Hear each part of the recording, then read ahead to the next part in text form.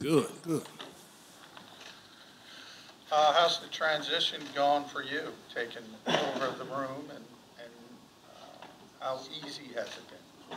Well, it's been a smooth transition. I was here the last 2 years, just working with the guys, so that's really helped a lot with the transition. Like Reed just said, big thing around here is connecting with guys. That's what I've been doing the last 2 years, and we just continue that on, just kind of switching seats a little bit. But I did a lot of work before, and so we just continue that on, continue to build the guys, continue to let them play with effort, execution, and teamwork. So that's always been the standard here, even before I got here, and we just want to keep that going and try to go out and dominate our opponents. You were with Nick back at IUP for those years. What have you seen? How much has he changed? How has that relationship kept going since you guys left? And did that help you get here where with the Eagles? Yeah, we've known each other for quite a few years, and it's just been fun to see him grow as a leader. He's always had leadership qualities that a lot of people always admire. People have always been drawn to Coach Sirianni, and that's a good thing about him. But a lot of things haven't changed for him. He's always connected and loved the guys that he works for and with, and that shows by how hard our guys play.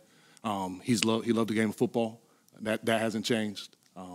The way he has a great football IQ, the way he continued to communicate to guys, those type of things have never changed with him. And so it's just great to see him on this stage and for him to do it day in and day out with these guys, not just with the players, but also with the coaches. He does a good job on us all accountable. And those are the things that he always had.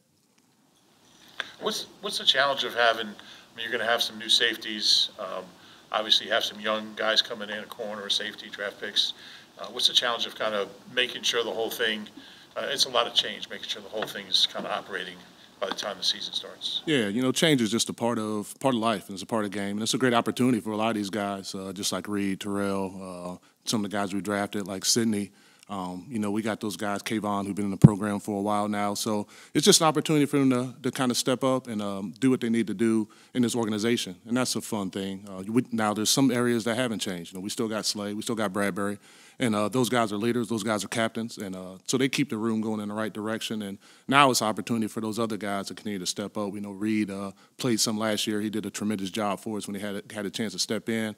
Terrell has had starts and played a lot in this league too. I think Sidney's very talented. Like I said, Kayvon, we got Justin Evans. So the fun thing is we got a lot of guys that we can kind of go to, and they get to compete every day, which is fun. And that's kind of a hallmark of this organization is that we get to compete. So that's what they're doing. That's what right now is all about, and that's what camp's going to be about, those guys going out and competing and kind of see who can step up. A few months into working with Sean Desai, what has stood out the most in terms of how he commands a room and how he relates to the players and to his assistants? He does a great job relating to the guys.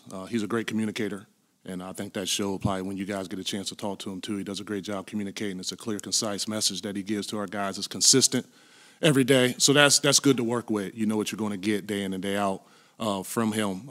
And I love his consistency on who he is and what he is. And when he's in front of the room, he has great command of the room. It's all eyes on him. Guys are listening. And then guys are trying to go out and perform what he's asking us to do. And hopefully, when people watch us, they can definitely feel our defense through the film and through the TVs. That's what we're trying to get for our defense. Did you have much pre-draft exposure to Sidney Brown, and what kind of drew you to him?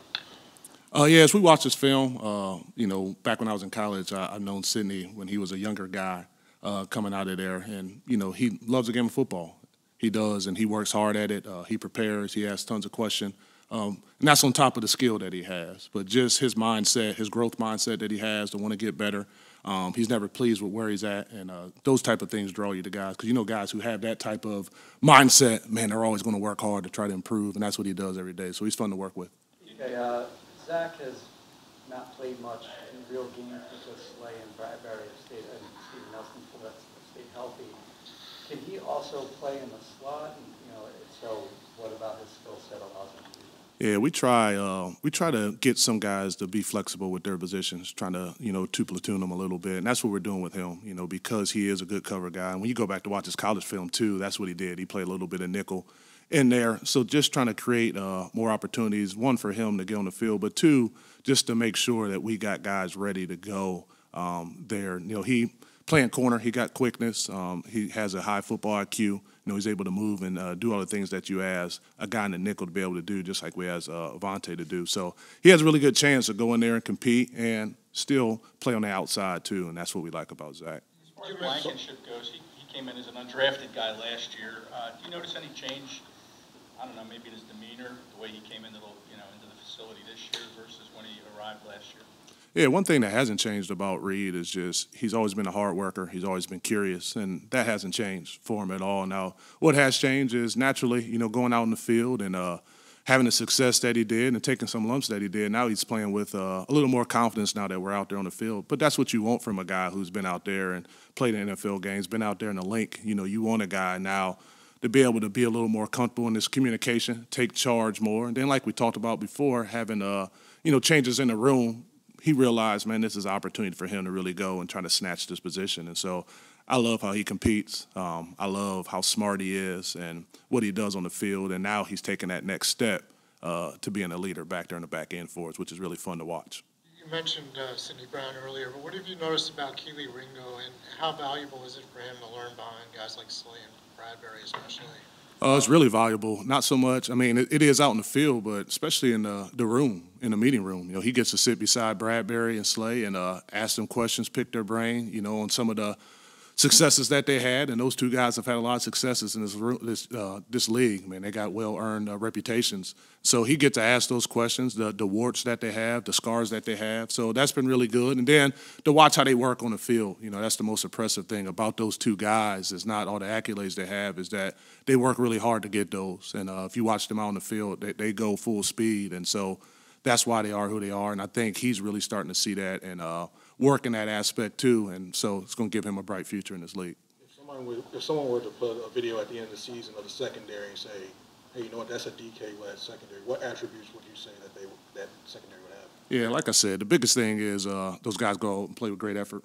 I think that's really important. Great effort mentally, then great effort physically too. Going out there and dominate your opponent is the biggest thing that we talk about. The next thing is just execution.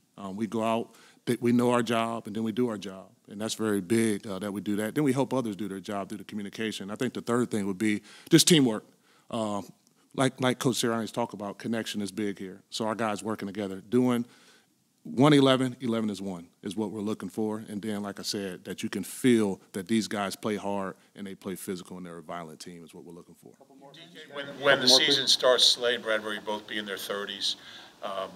Older cornerbacks, and certainly there's some good cornerbacks in their 30s, but what do you see from those guys as far as doing the things they have to do physically, taking care of themselves to stay effective as players into their 30s? Yeah, I think what they're doing with their body is what they've always done, is the stuff off the field that they need to do, putting the right things in their bodies, all the stretching and all that stuff. I mean, that's what they've always done. So I don't think anything's going to change for them, and that's why they're able to play high effectively right now, is because they've done all those things to make sure their body is capable to go out and play on Sundays or Thursdays or Mondays, whenever we play.